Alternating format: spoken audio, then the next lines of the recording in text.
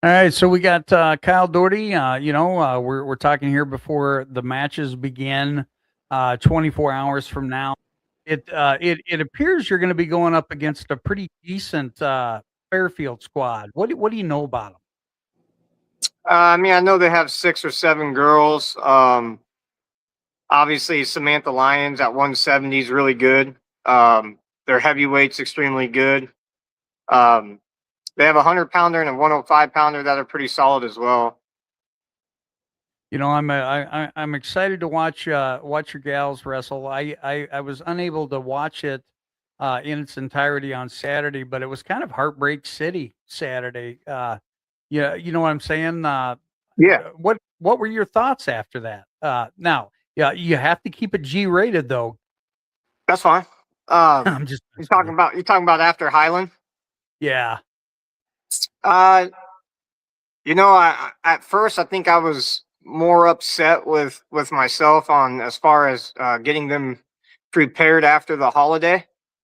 But going 1 for 6 in placement matches obviously is not a good thing and it's never fun, but I think the girls learned a lot about themselves. I know as a coaching staff, we got to see a little bit higher level of competition in those place matches. So just back to the drawing board, and you don't qualify for state by wrestling the Highland tournament, so we just keep moving forward with it. 100%, and I appreciate your insight on that. I kind of felt the same way, and perhaps it's a good time. There's never a great time because no one wants to freaking lose, and I know Sure. that you're one of the biggest competitors there are. But maybe it was a good time for that. Now, you went to Van Buren and Meepo didn't show up again, right? Is that the second Yeah. time? Yeah, they were supposed to show up at Washington the week before, and they didn't. I think they have a little bit of the sick bug going around in their room. It sounded like they didn't have quite as many girls that would be able to compete to make the trip. So not real sure, but Van Buren was a good duel.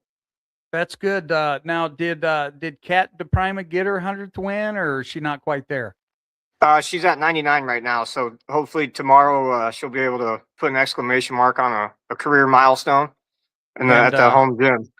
And that'll be Dog Pound Radio, baby, calling that, man. Yeah, absolutely. That's freaking exciting. Now, are you about 3/4 the way done with the season? Is that where you're at? So are you kind of racking your brain with all the brain trust that you have to figure out, you know what I mean, what you got to do and where you got to go and what you got to do to place? Yeah, so we have 2 duels left tomorrow and then next week versus Keokuk. We wrestle at Mid Prairie Friday, which we'll see a regional competitor there in Western Dubuque. Yeah, I mean, as far as handling the dual meets, girls that are wrestling that will have a match, super focused on going out and setting the tone, competing hard for 6 minutes, hopefully sealing the deal earlier.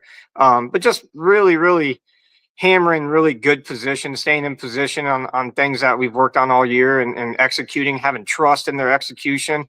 I think a dual meet setting can be very, very nerve-wracking compared to a tournament. At a tournament, you're going to wrestle more than once. On a dual meet, it's kind of, your one match for the night. You want to win, so they get a little bit more cautious. We're trying to get that out of their system where we just go let the fur fly and just keep hammering it. And I kind of call that your motto. You know what I'm saying? That here's here's a good question for you. Okay, so what's the identity that you want this program to be known for by the end of the season this year? Relentless. We want to have a high tempo.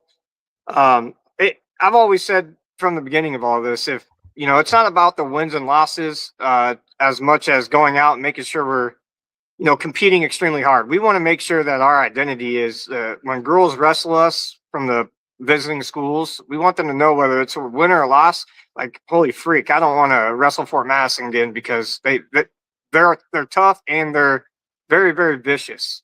Like we try to keep a high tempo. We try to we want our girls to go out there and just said with respect, but we want them to beat the crap out of them. 100%, 100%. So give shout outs to that huge coaching staff that you have. Not a lot of programs have that many, do they? Not really. I mean, we're very fortunate to have Ryan Peters and Janelle Cresswell, who've been at the beginning, and then Coach Smith, obviously a Hall of Famer, legend. He comes into the room the last 2 years, and he's really brought a different perspective, a different type of coaching to the staff. So yeah, I mean, our staff, I think, is obviously one of the best in the state. Who's the scariest? Who has the scariest eyes? Oh, the eyes, it's Coach Smith. I think everybody knows. Everybody that's ever donned a uniform on with Smith knows that when the eyes start to kind of go, he's the biggest competitor out of anybody I've ever known. So when the eyes get going, yeah, the hair on your neck stands up a little bit. Oh, 100%. So let's get the rundown for tomorrow night. So they have 6 weight classes. Yeah, they have like 6 or 7 girls that are wrestling.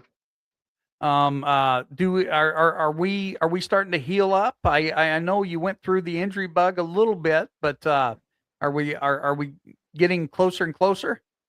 I think we're on the back end of it. We actually, our 20-pounder just got a concussion last night, so it's been a rough year as far as injuries and sick.